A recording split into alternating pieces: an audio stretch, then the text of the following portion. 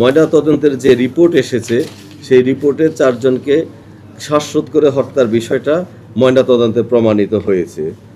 আর যে 2 জন নারী ভিকটিম আছেন আগামী চক্রবর্তী এবং প্রীতিলতা চক্রবর্তী, আমি ওনাদের প্রতি সম্মান রেখে, মৃতদেহের প্রতি সম্মান রেখে বলছি যে ওনাদের ভেজাইনাল সোয়াব নেওয়া হয়েছিল, কোনো ধর্ষণের আলামত পাওয়া যায় নাই।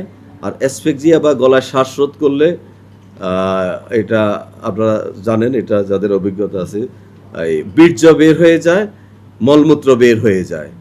এই বীর্য হলো ওই ডেড বডির বীর্য, এটা অন্য কোনো বাইরের বীর্য না। আর এটা আমরা একটা দেখছি যে একজন ডোমের কথা একটু প্রচলিত হয়েছে, সেখানে কিন্তু বলছে যে তার বীর্য বের হয়েছে, অর্থাৎ ভিকটিমের। যে কেয়ারটেকার বিদ্যুৎ দাস শ্মশানের গার্ড, সে একাই থাকে শ্মশানে। বিদ্যুৎ দাসের সাথে আমরা কথা বলেছি, তিনিও কোর্টে 164 ধারার জবানবন্দি দিয়েছেন।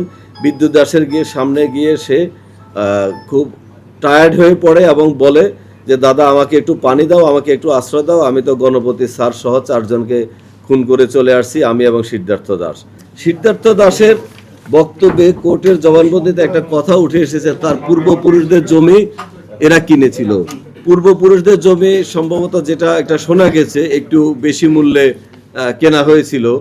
ওই জমি কেনাটা হয়তো তারা বা তাদের তাদের বংশরা, শরিকরা, তারা ওটা ভালোভাবে নেয় নাই, এবং তারা শরিকরা যারা আছে তারা সবাই টাকা যেটা পাওয়ার কথা, তাদের অংশীদাররা ওই টাকাটা পায় না। আনুপাতিক হারে তাদের যে ইয়েটা আছে শরিকরা, এটা তারা টাকাটা পায় না। তাদের এটা নিয়ে একটা মনের মধ্যে একটা ক্ষোভ থাকতে পারে, সেদিকটা আমরা দেখতেছি।